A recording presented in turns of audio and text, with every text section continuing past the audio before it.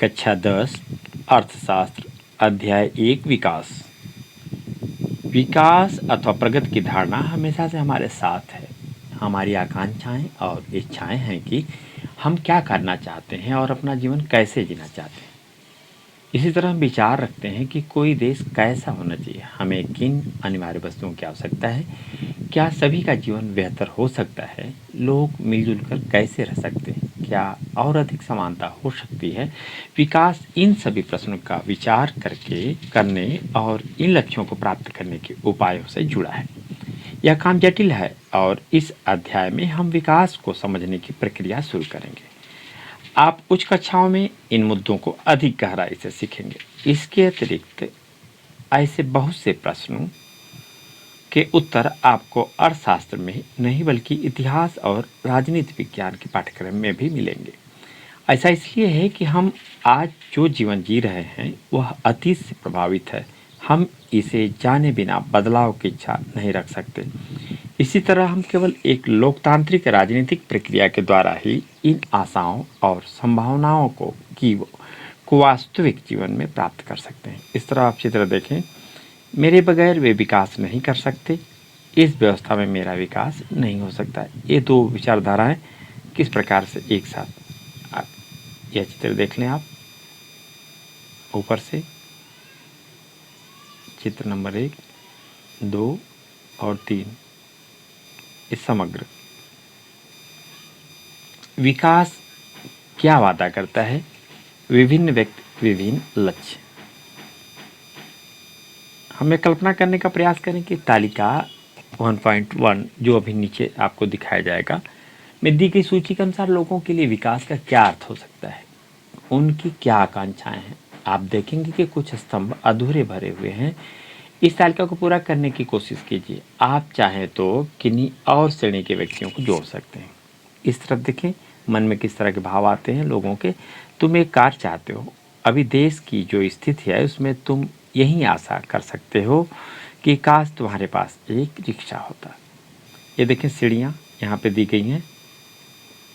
किस प्रकार से तालिका नंबर 1.1 में विभिन्न श्रेणी के लोगों के विकास के लक्ष्य, व्यक्ति की श्रेणी और विकास के लक्ष्य या आकांक्षाएं। भूमिहीन ग्रामीण मजदूर क्या अपेक्षा करता है? काम करने की अधिक दिन और बेहतर मजदूरी, स्थानीय स्कूल उनके बच्चों को उत्तम शिक्षा प्रदान करने में सक्षम, कोई सामाजिक भेदभाव नहीं और गांव में वे भी नेता बन सकते हैं। यह उनके विकास के लक्ष्य हैं या उनकी आकांक्षाएं हैं। पंजाब के समृद्ध किसान, किसानों को उनकी उपज के लिए ज़्यादा समर्थन मूल्यों और मेहनती तथा सस्ते मजदूरों द्वारा उच्च पारिवारिक आय सुनिश्चित करना ताकि वे अपने बच्चों को विदेशों में बसा सकें। किसान जो खेती के लिए केवल वर्षा पर निर्भर है, इसको विद्यार्थी खुद भरेंगे। भूस्वामी परिवार की एक ग्रामीण महिला, शहरी बेरोजगार युवक, शहर के अमीर परिवार का एक लड़का, शहर के अमीर परिवार की एक लड़की, क्या आकांक्षा है उसकी? उसे अपने भाई के जैसी आज़ादी मिलती है और वह अपने फैसले खुद कर सकती है। वह अपनी पढ़ाई विदेश में कर सकती है। नर्मदा घाटी का एक आदिवासी। तालिका जो आपके सामने अभी दिखाई गई को भरने के बाद अब इसका निरीक्षण करते हैं। क्या इन सभी लोगों की विकास या प्रगति के बारे में एक जैसा विचार है? संभवतः नहीं। इनमें से हर एक अलग अलग चीज़ें पाना चाहते हैं। वे ऐसी चीज़ें चाहते हैं जो उनके लिए सर्वाधिक महत्वपूर्ण है, अर्थात वे चीज़ें जो उनकी आकांक्षाओं और इच्छाओं को पूरा कर सके। वास्तव में कई बार दो व्यक्ति या दो गुट ऐसी चीज़ें चाह सकते हैं जिनमें परस्पर विरोध हो सकता है। एक लड़की अपने भाई के समकक्ष आज़ादी और अवसर मिलने और भाई भी घर के कामकाज में हाथ बटाएगा की आशा रखती है। हो सकता है कि भाई को यह पसंद न हो। इसी तरह अधिक बिजली पाने के लिए उद्योगपति ज़्यादा बांध चाहते हैं, लेकिन इससे ज़मीन जलमग्न हो सकती है और उन लोगों का जीवन अस्त व्यस्त हो सकता है जो बेघर हो जाएं, जैसे कि आदिवासी। वे इसका विरोध कर सकते हैं और हो सकता है कि वे अपने खेतों की सिंचाई के लिए केवल छोटे चेकबांध या तालाब पसंद करें। इस तरह दो बातें साफ हैं। एक, अलग अलग लोगों के विकास के लक्ष्य भिन्न भिन्न हो सकते हैं और दूसरा, एक के लिए जो विकास है वह दूसरे के लिए विकास न हो, यहाँ तक कि वह दूसरे के लिए विनाशकारी भी हो सकता है। चित्र देख लें आप। इस तरह के लोग विकसित होना नहीं चाहते। देखें आप, ये इनका कमेंट है, किसके लिए? इनके लिए। अभी विरोधाभासी चीज़ें आपके सामने रखेंगी। आय और अन्य लक्ष्य। अभी जो ऊपर तालिका आपने देखा, एक बात समान पाएंगे, लोग चाहते हैं कि उन्हें नियमित काम, बेहतर मजदूरी और अपनी उपज अथवा अन्य उत्पादों के लिए अच्छी कीमतें मिलें। दूसरे शब्दों में, वे ज़्यादा आय चाहते हैं। किसी भी तरह से ज़्यादा आय चाहने के अतिरिक्त लोग बराबरी का व्यवहार, स्वतंत्रता, सुरक्षा और दूसरों से आदर मिलने की इच्छा भी रखते हैं। वे भेदभाव से अप्रसन्न होते हैं। ये सभी महत्वपूर्ण लक्ष्य, बल्कि कुछ मामलों में ये अधिक आय और अधिक उपभोग से अधिक महत्वपूर्ण हो सकते हैं, क्योंकि जीने के लिए केवल भौतिक वस्तुएं ही पर्याप्त नहीं होती। द्रव्य या उससे खरीदी जा सकने वाली भौतिक वस्तु एक कारक है जिस पर हमारा जीवन निर्भर है, लेकिन हमारा बेहतर जीवन ऊपर लिखी अभौतिक वस्तुओं पर भी निर्भर करता है। अगर आपको यह बात स्पष्ट नहीं लगती है तो अपने जीवन में अपने मित्रों की भूमिका के बारे में जरा सोचिए। आपको उनकी मित्रता की इच्छा हो सकती है। इस तरह और भी बहुत सी चीज़ें हैं जिन्हें आसानी से मापा नहीं जा सकता, लेकिन उनका हमारे जीवन में बहुत महत्व है। इनकी प्रायः उपेक्षा कर दी जाती है, लेकिन यह निष्कर्ष निकालना गलत होगा कि जिसे मापा नहीं जा सकता वह महत्व नहीं रखता। आप देख लें, नर्मदा नदी पर सरदार सरोवर बांध की ऊंचाई में वृद्धि किए जाने के विरुद्ध प्रदर्शन। यह तस्वीर नीचे आप देखें। अभी ऊपर बताया गया कि किस तरह से विकास की विचारधाराएं एक दूसरे के विपरीत भी हो सकती हैं और कौन किसको विकास मानता है। एक और उदाहरण देखिए, अगर आपको कहीं दूर दराज के इलाके में नौकरी मिलती है, उसे स्वीकार करने से पहले आप आय के अतिरिक्त बहुत से कारकों पर विचार करेंगे, जैसे कि आपके परिवार के लिए क्या सुविधाएं उपलब्ध होंगी, काम करने का वातावरण कैसा होगा, यह सीखने के क्या अवसर हैं। दूसरी नौकरी में जब आपको वेतन कम मिलता है, इसलिए यह नियमित रोजगार हो सकता है जो आपकी सुरक्षा की भावना को बढ़ाता है। एक अन्य नौकरी अधिक वेतन दे सकती है, लेकिन कार्य की सुरक्षा नहीं, और हो सकता है आपको परिवार के लिए पर्याप्त समय भी न मिले। इससे आपकी सुरक्षा और स्वतंत्रता की भावना कम हो जाएगी। इसी तरह विकास के लिए लोग मिले जुले लक्ष्यों को देखते हैं। यह सच है कि यदि महिलाएं वेतनभोगी कार्य करती हैं तो घर और समाज में उनका आदर बढ़ता है।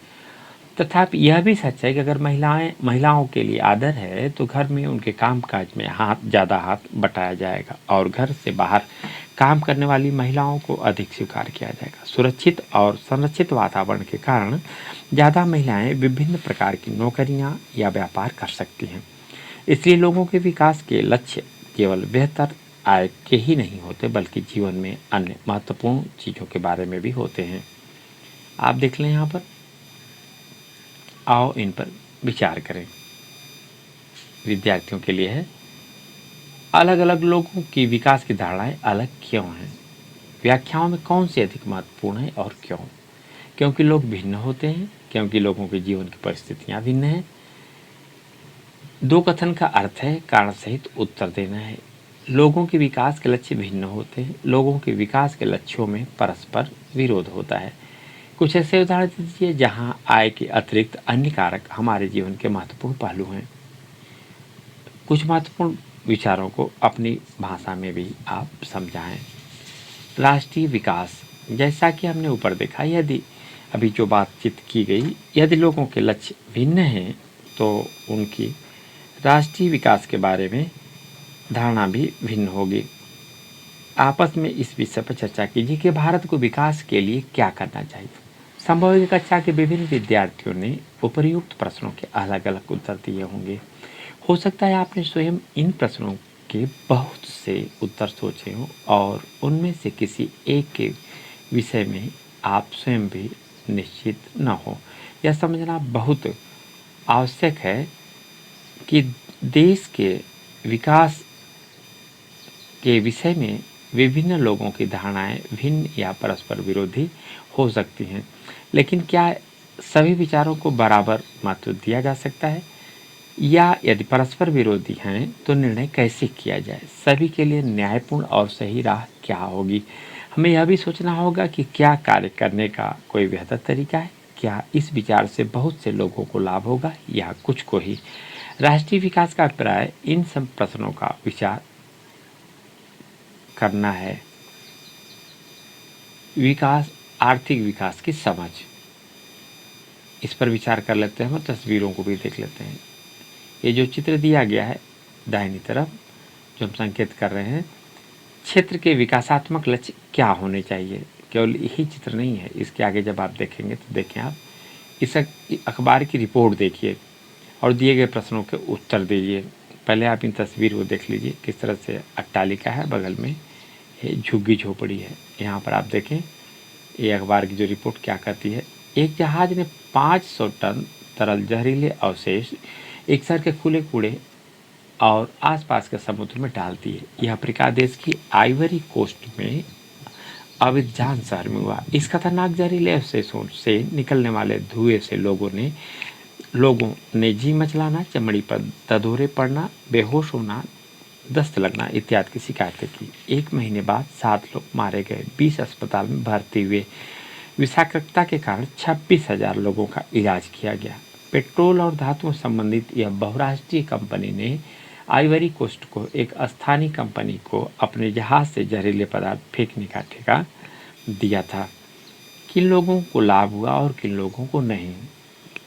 इस देश के विकास के लक्ष्य क्या होने चाहिए? आपके गांव या शहर या स्थानीय इलाके के विकास के लक्ष्य क्या होने चाहिए? आप देख लें यहाँ पर क्रियाकलाप विद्यार्थियों के लिए। यदि विकास की धारणा में भी भिन्नता और परस्पर विरोध हो सकते हैं तो निश्चित रूप से विकास के तरीकों में भी भिन्नता हो सकती है। अगर आप ऐसे किसी विवाद से परिचित हैं तो आप विभिन्न व्यक्तियों के तर्क जानने का प्रयास कीजिए। यदि आप लोगों से बातचीत करके या अखबारों और टेलीविजनों के माध्यम से जान सकते हैं यह सब। आगे देखें आप, विभिन्न देशों या राज्यों की तुलना कैसे की जाए। आप पूछ सकते हैं कि अगर विकास का अर्थ अलग अलग हो सकता है तो फिर कुछ देशों को विकसित और कुछ को अविकसित कैसे कहा जा सकता है। इससे पहले कि हम इस विषय पर आए, एक अन्य प्रश्न के बारे में सोचते हैं। जब भिन्न भिन्न चीज़ों की तुलना करते हैं तो उसमें समानताएं और अंतर दोनों हो सकते हैं। हम इनकी तुलना करने के लिए किन पहलुओं का प्रयोग करते हैं? कक्षा में विद्यार्थियों को ही देखते हैं। हम विभिन्न विद्यार्थियों की तुलना कैसे करते हैं? इनमें ऊंचाई, स्वास्थ्य, प्रतिभा और रुचि के अनुसार अंतर है। हो सकता है सबसे स्वस्थ विद्यार्थी सबसे पढ़ाकू विद्यार्थी न हो। सबसे बुद्धिमान विद्यार्थी हो सकता है मित्रता व्यवहार न रखता हो। तो हम विद्यार्थियों की तुलना कैसे करते हैं? हम जो मापदंड प्रयोग करेंगे वह तुलना के उद्देश्य पर निर्भर करेगा। खेलकूद टीम, वाद विवाद टीम, संगीत टीम या पिकनिक के लिए टीम, सबके चयन के लिए अलग अलग मापदंड होंगे। फिर भी अगर हमें किसी उद्देश्य के से कक्षा के विद्यार्थियों की सर्वांगीण प्रगति के बारे में मानक चाहिए तो हम उसे कैसे चुनेंगे? सामान्यतः हम व्यक्तियों की 1 या 2 महत्वपूर्ण विशिष्टताएं लेकर उनके आधार पर तुलना करते हैं। तुलना के लिए क्या महत्वपूर्ण विशिष्टताएं चुनी जाएं, इस पर मतभेद हो सकते हैं। विद्यार्थियों का मित्रतापूर्ण व्यवहार और सहयोग भावना, उनकी रचनात्मकता, तो उनके द्वारा प्राप्त अंक, यही बात विकास पर भी लागू होती है। देशों की तुलना करने के लिए उनकी आय सबसे महत्वपूर्ण विशिष्टता समझी जाती है। जिन देशों की आय अधिक है उन्हें कम आय वाले देशों से अधिक विकसित समझा जाता है। यह समझ पर आधारित है कि अधिक आय का अर्थ है मानवीय आवश्यकताओं की सभी वस्तुओं का अधिक होना। जो भी लोगों को पसंद है और जो उनके पास होना चाहिए वे उन सभी वस्तुओं को अधिक आय के द्वारा प्राप्त कर पाएंगे। इसलिए ज़्यादा आय अपने आप एक महत्वपूर्ण लक्ष्य समझा जाता है। अब एक अन्य देश की आय क्या है? अंतर्दृष्टि से किसी देश की आय उस देश के सभी निवासियों की आय है। इससे हमें देश की कुल आय ज्ञात होती है। लेकिन देशों के बीच तुलना करने के लिए कुल आय इतना उपयुक्त माप नहीं है क्योंकि देश की जनसंख्या अलग अलग होती है। कुल आय की तुलना करने से हमें यह ज्ञात नहीं होगा कि औसत व्यक्ति क्या कमा सकता है। क्या एक देश के लोग दूसरे देशों के लोगों से बेहतर हैं? इसलिए हम औसत आय की तुलना करते हैं, जो कि देश की कुल आय को कुल जनसंख्या से भाग देकर निकाली जाती है। यहाँ पर विद्यार्थी समझ लें, कुल आय में वहाँ की जो कुल जनसंख्या है उससे भाग देते हैं। औसत आय को प्रति व्यक्ति आय भी कहा जाता है। विश्व बैंक की विश्व विकास रिपोर्ट के अनुसार देशों का वर्गीकरण करने में इस मापदंड का प्रयोग करते हैं। वे देश जिनकी 2017 में प्रति व्यक्ति आय 12,056 प्रति वर्ष, ये डॉलर में सारे आंकड़े दिए जा रहे हैं, या उससे अधिक है, उसे समृद्ध देश, और वे देश जिनकी प्रति व्यक्ति आय 995 प्रति वर्ष या उससे कम है, उन्हें निम्न आय वाला देश कहा गया है। भारत मध्य आय वर्ग के देशों में आता है क्योंकि उसकी प्रति व्यक्ति आय 2017 में केवल 1,820 प्रति वर्ष थी। समृद्ध देशों जिनमें मध्य पूर्व के देश और कुछ अन्य छोटे देश शामिल नहीं हैं, जो को आमतौर पर विकसित देश कहा जाता है। आर्थिक विकास की समझ, इस संदर्भ में विद्यार्थी समझे यह औसत आय जो अभी चर्चा हो रही थी उसके बारे में जान लें। यद्यपि औसत आय तुलना के लिए उपयोगी है, फिर भी यह असमानताएं छुपा देती है। जैसे दो देश क और ख पर विचार करते हैं। सरलता के लिए हम मानते हैं कि प्रत्येक देश में 5 निवासी हैं। तालिका 1.2 आप देखें जो सामने तालिका दिख रही है, यह आंकड़ों के साथ दोनों देशों की औसत आय निकालिए। आपको औसत आय निकालनी है। आप देख लें, 2 देश हैं, एक देश क दूसरा देश ख, 5 तरह के नागरिक हैं। यहाँ पर मासिक आय की बात की जा रही है। 2012 में नागरिकों की मासिक आय आप देख लें, नंबर 1 कॉलम में क को 9,500 और ख को 5,000, क्रमशः आप देखते जाएं। देश क में आय पहली बार से दूसरी बार बढ़ी है, फिर उसके बाद उससे घट गई है, और तिबारा जाने के बाद घटते बढ़ते क्रम में है। बहुत ज़्यादा अंतर नहीं इसमें। जबकि देश ख में देखें, लगातार 4 व्यक्तियों की जो आय है वह एक बराबर है, और जो 5वां व्यक्ति है उसकी आय अप्रत्याशित रूप से अधिक है।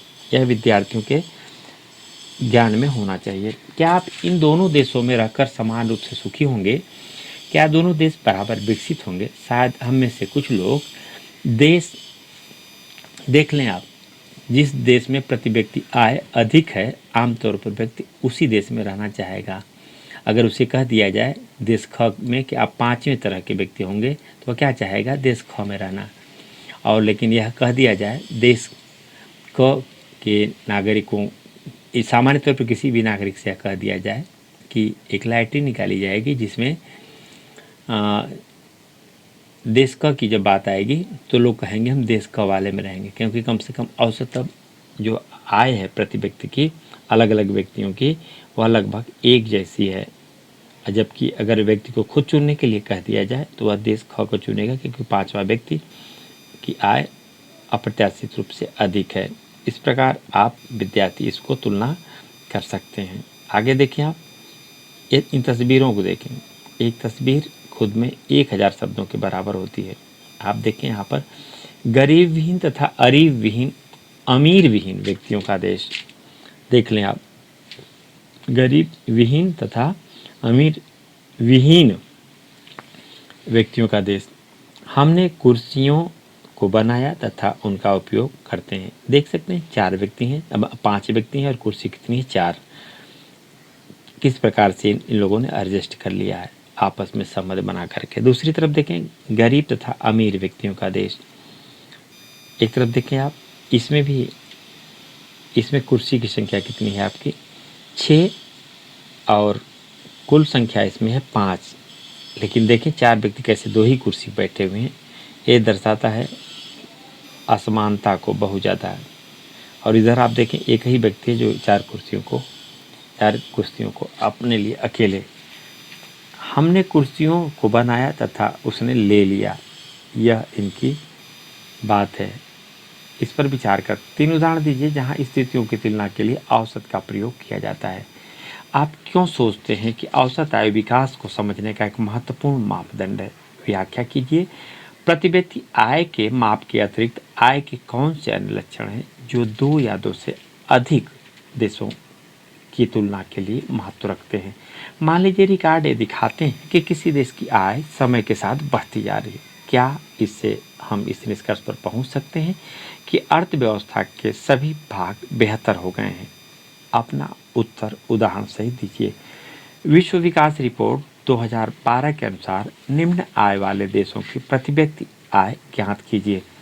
एक अनुच्छेद लिखिए कि भारत की एक विकसित देश बनने के लिए क्या करना या प्राप्त करना चाहिए। हम आगे बढ़ें इससे पहले इस विकास को प्रथम भाग पर यहीं पूर्ण कर देते हैं और शेष भाग दूसरे में हम आपके बीच लेकर आएंगे।